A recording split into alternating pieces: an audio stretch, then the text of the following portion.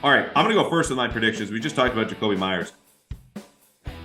I think he's coming back, and it's a part about the value the Patriots have. I think the league-wide stuff that I just talked about. I think you'll have a ton of interest from Houston, places like Atlanta. Not hard reporting here, but just it's easy enough to draw out those lines. Chicago possibly, but they also go, we can buy some time. We can draft a receiver. We don't have the history of the Patriots do at that position.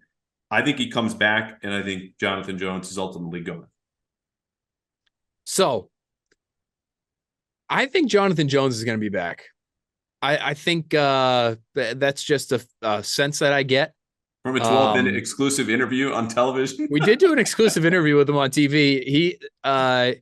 He was not that forthcoming, but I think the willingness to be here is real. It's big on his end. And when you're at his point in life and at his point in his career,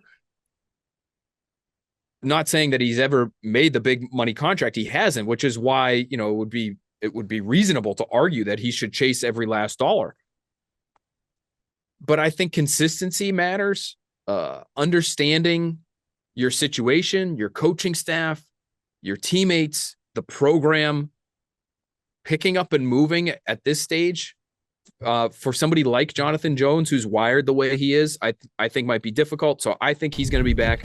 Pat's Interference is brought to you by FanDuel, the exclusive wagering partner of the CLNS Media Network. Let me say as you think really quickly. I don't feel so firmly about that. Like, yes, it was the first part of the first prediction I had.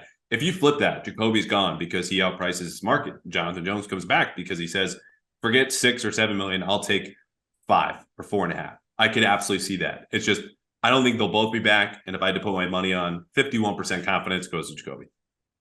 I'm going to go the other way, and I'll say 49% that.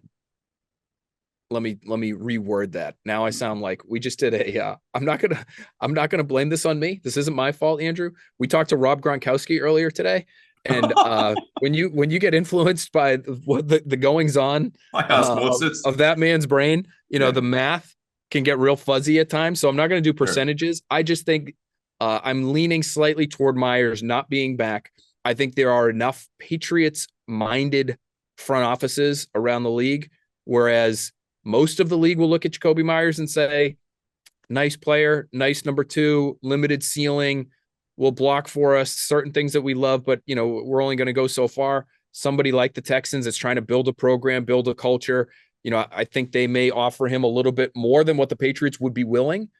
And I would also say this, I think there's going to be a difficult choice that the Patriots have to make about, again, do we like DeAndre Hopkins for $19 million for 1 year or 2 years or less than that if he's willing to restructure?